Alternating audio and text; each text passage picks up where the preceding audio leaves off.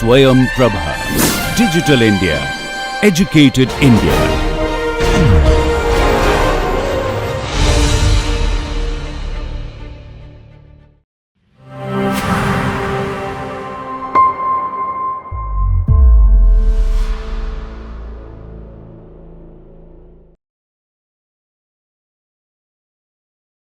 Welcome back everyone, and in this discussion we will be talking about the linear momentum of a system of particles, and this is the part 2 of our discussion series. And we start with our discussion right away by introducing linear momentum of a system. So we start with the basic setup of a two-body problem. A two-body problem. We say let P1 and P2 be two particles moving under their mutual attraction, right? So moving under their mutual attraction, mutual interaction. Okay, and in this setup we say that let us denote of course the notation 1 and 2 with particles 1 and 2. Let's say we have particle 1 and particle 2, and we have let's say we designate an origin of this setup. Let's say the origin is O, and the corresponding position vectors are R1 and R2, and we see that so this by triangle inequality we have the following R1 minus R2, and let us further denote another point. We call this point G being the center of mass of the system, and this has, let's say, a position vector R, which with the same convention of the notation we can assume that this is R of G, and then we can separately assign a displacement of these individual particles from the center of mass. So let us call this first displacement of the first particle as R1 G, and the second displacement of the particle as R2 of G, and then we talk about, so let us start writing the Newton's second law for each of the particles. So we have M1 R1 double dot is equal to F1. This is F of R hat, and the second equation could be written as M2 R2 is given by F2, which is minus F of R hat, and we see that we are going to denote our vector R as R1 minus R2, and our vector R hat to be R bar by absolute value of R. Okay, so then we see that from here we see the notation is such that the forces satisfy the Newton's third law. So this is from the third law itself. So that is all with regards to the complete description of the two-body problem. We can actually write this setup in another form, which will be later on more convenient, as we shall see later on, which will be more convenient to utilize, and that is writing the system from the center of mass point of view. So what we have is, we are going to now look at an equivalent one body problem.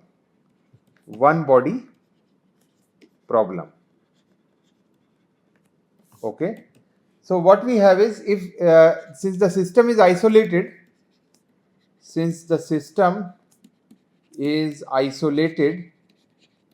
we have that the linear momentum should be conserved. There are no net external forces, so the linear momentum is conserved, right? And it also means that the center of mass G moves with a constant velocity, right? And we need to find the motion of each particle relative to G. So we need to find the motion of each particle with respect to G. Okay. So this is the motion, the G being the center of mass, and we are talking about the motion in the zero momentum frame. So we are talking about motion in zero momentum frame. Okay. So if we do that, we again utilize the previously written equations, the two body equations. We can utilize each of these. We see that the net acceleration of the system r1 dot double dot minus r2 double dot is going to be f1 by m1 minus f2 by m2, and then again we utilize the Newton's third law by saying that f2 is minus f1, or f1 is, we use a common notation, f1 is f of r, and we see that this becomes m1 plus m2 by m1 m2 f of r r hat. Okay, and we see that we can rewrite this setup, and we see that this is also mu times r double dot is f of r times r hat. So what we have done is we have redefined our mass system as m1 m2 mu to be m1 m2 by m1 plus m2, right? And we see that this is the so-called reduced mass of the system. The reduced mass is certainly less than m1 and it is certainly less than m2, hence the name reduced mass.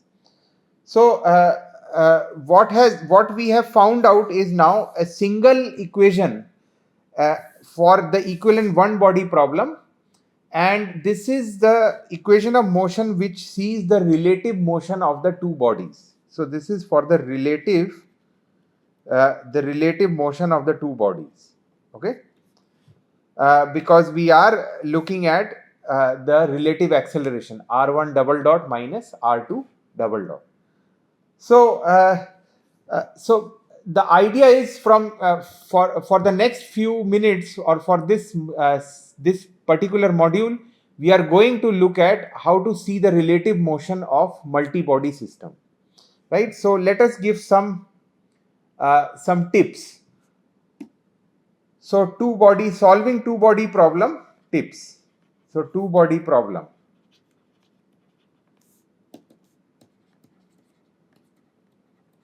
So relative motion. Okay, so in a two body problem, we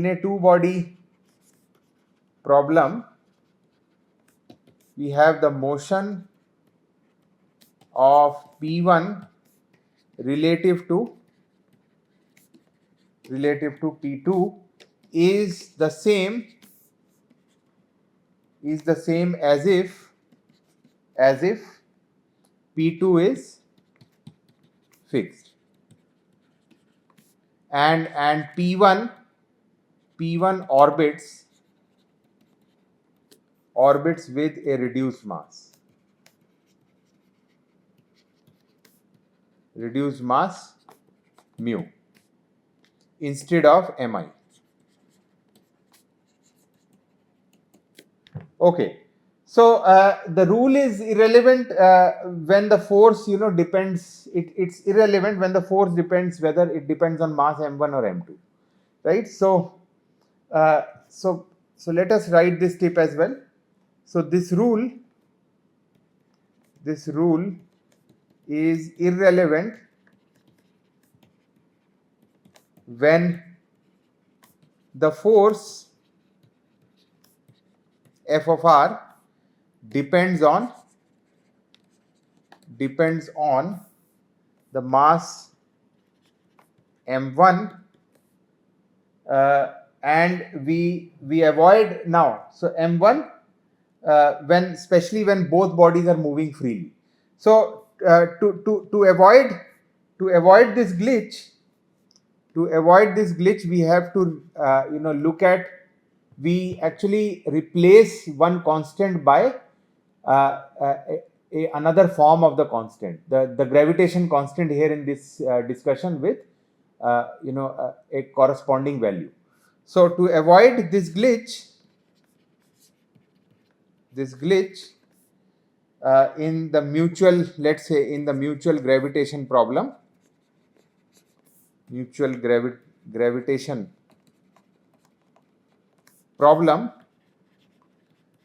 are going to replace, so we transform G by m1 plus m2, G by m2. Okay, so then let us look at one example. So two particles P1 and P2 with masses m1 and m2, can move freely under their mutual gravitation, right? So under their mutual gravitation, and initially both particles are at rest. Both particles are at rest and separated by a distance c.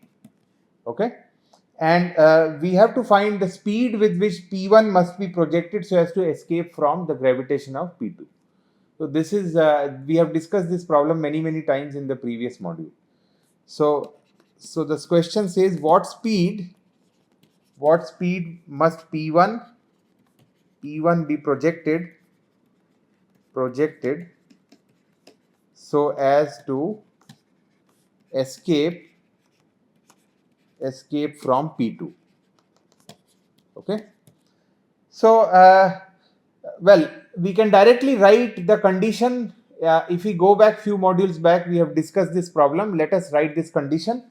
So the condition is, P1 will escape from the gravitation of P2 from, let's say, fixed P2 if it has a positive energy. That is, if half m1 v square minus m1 m2 g by c is greater than or equal to 0, and then this is the case when P2 is fixed. Now if the bodies are moving freely, this was the glitch that we had written, was when both bodies were allowed to move freely. Both bodies moving freely. So coming back to this discussion, if P2 is allowed to move free regardless of P1, so for P2 moving, we can now replace our gravitation constant G by m1 plus m2 G divided by m2, right? So this is what we have, and we see that v square comes out to be greater than 2 by c m1 plus m2 g. 2 by c m1 plus m2 g. Okay, so that is what the condition says, and this is what we are given.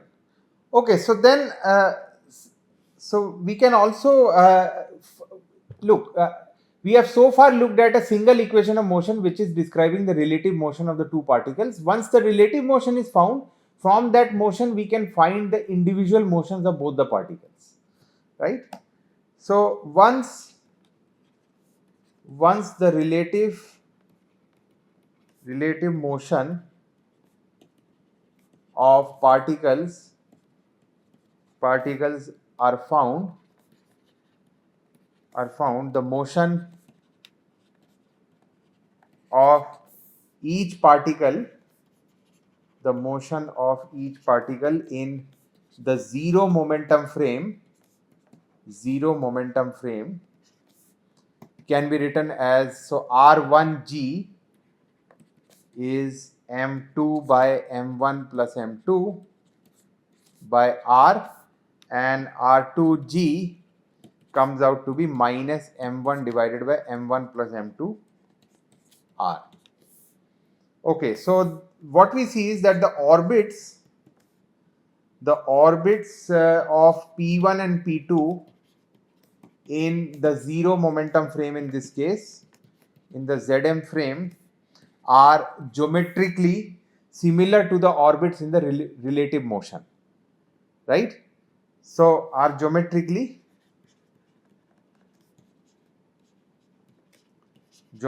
similar to the orbit in relative motion. Okay, so the orbits in relative motion. So so that is, as far as the orbital motion is concerned, this is what we have. So also another thing to note is that the ratio of the major axes of the orbits of P1 and P2 is related to the ratio of their masses. That is another observation. So the ratio of the major axis of the orbits of P1 and P2 is m2 by m1, and the sum of their major axes is equal to the sum of the major axes of the orbit of P1 relative to P2, right? So, and the sum of their major axis is equal to the major axis of the orbit of P1 relative to P2, right? And we can call this value as A. We can fix this value. So we saw that for all the three orbits, so all the three orbits, the orbit of P1, the orbit of P2, and the orbit of P1 relative to P2, right? So for the single body equation, they are similar, and we can utilize almost all the relations we found. For example, the period of the orbital motion for all the three cases. So in particular, for all three orbits,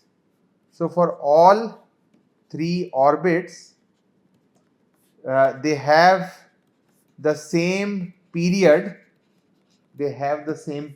Tau, given by tau square equal to 4 pi square a cube by g m1 plus m2, right? And we see that the two body problem, this time the two body problem, look at this factor m1 plus m2 in the denominator. So this time the two body problem is giving us a period of orbital motion which is slightly lower, and how much lower? It is lower by a factor of m1 divided by m1 plus 1 plus m1 by m2. So we can take m1 out, and we can rewrite this factor as m2 by m1. So we will take m2 out. So 1 plus m1 by m2, right?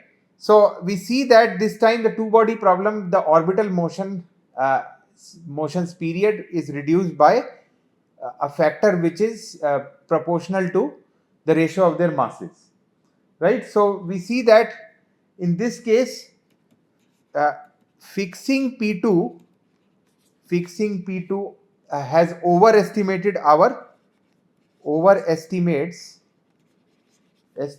our period tau by a factor 1 plus m1 by m2, right? So it overestimates tau by 1 plus m1 by m2.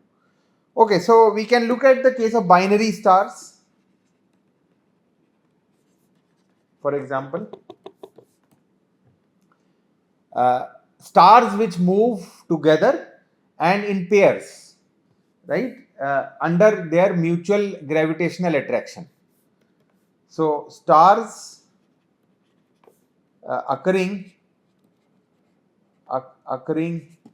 in pairs and moving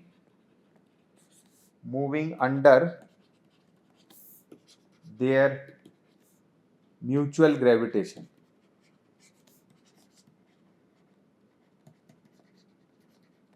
Okay. So, for example, we have the case of the stars whose name is Sirius A and B. So, I think this is one of a very popular star which astronomers are aware of. So, Sirius A and B. It is given so some data here. So, it is given that the period of their mutual orbital motion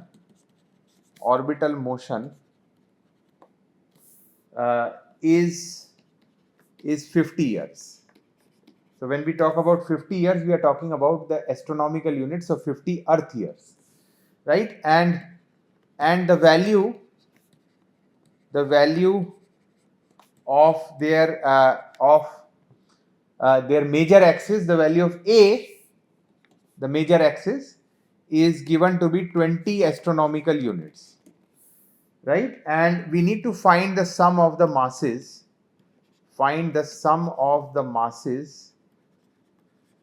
Of Sirius A and B, right? So we see that in astronomical units, the calculation becomes slightly simpler.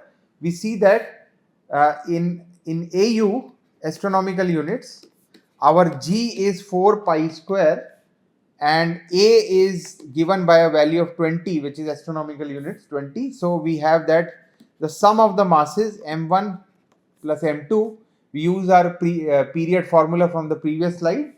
We see that this is equal to tau square by A cube. This is A cube by tau square,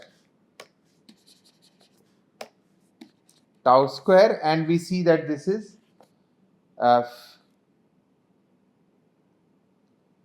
20 cube by 50 square. We see that the value we get is 3.2, and when we talk about this value, we are talking in terms of astronomical units, so this should be 3.2 times the mass of Sun, right? So that's as far as this problem is concerned goes. And now let us go back and revisit the two body problem of the scattering of the alpha particles. So the next problem that we are again revisiting is that of the two body scattering problem. And we are given a gold nucleus, and we have an alpha particle which is approaching a gold nucleus, and we see that when the alpha particle approaches the gold nucleus, it is going to be deflected. The deflection angle is given by theta, or the scattering angle, and also the alpha particle is at a distance p, a perpendicular distance p from the center of the gold particle. So what is given is given an interaction between the particles, and an impact parameter p. We have to find what is the resulting zero momentum scattering angle. Okay, so we need to find the theta that we have drawn here. Okay, so in our previous discussion has already found the value of theta. So tan theta depends on the respective charges of the alpha particle and the gold nucleus. So we see that from our previous discussion, tan theta by 2 is related to the charges as follows. So m times p times u square, u being the initial velocity of the alpha particle, which is fired towards the gold nucleus. And now we can replace. So this is, now we are talking with regards to a two-body problem. So for a two-body problem, we can replace, for a two-body problem, we can replace m by mu and theta by phi, right? So now we have the new relation as tan of phi by 2 is equal to q1 q2 divided by m. So m has become mu, so mu p square times u square, right? So mu, so there is no p square here, so mu p times u square. Okay. We can write mu as another form. Let us write mu as, again, m. So originally the equation was m1 with single particles. So this is m1 times 1 plus gamma, where gamma is the ratio m1 by m2. Gamma is the ratio m1 by m2. So we see that we want to find the p psi relation, this time in the zero momentum frame. So we want to find the p psi relation in the zero momentum frame. Okay, so zero momentum frame, and we have the motion of the center of mass.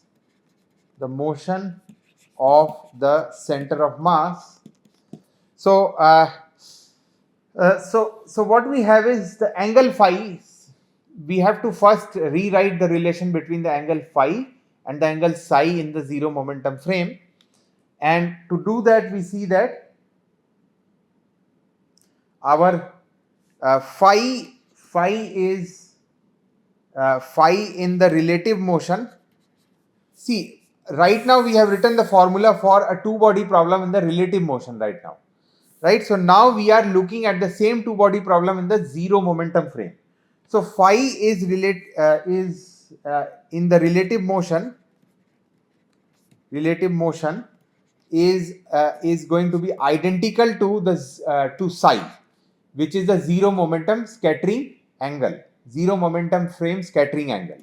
Okay, so in that case, we have the new formula as tan of psi by 2 is given by q1 q2 by m1 times pu square times 1 plus gamma. And we see that in this case, u being the speed of the incident particle in the lab frame. Or when I talk about lab frame, I am talking about the fixed frame, right? So so then we can find the scattering angle theta 1 and theta 2, the recoil angle similarly. To do that, we will stop our discussion for the time being for this module, and we will continue this discussion on the next module. So thank you so far for listening.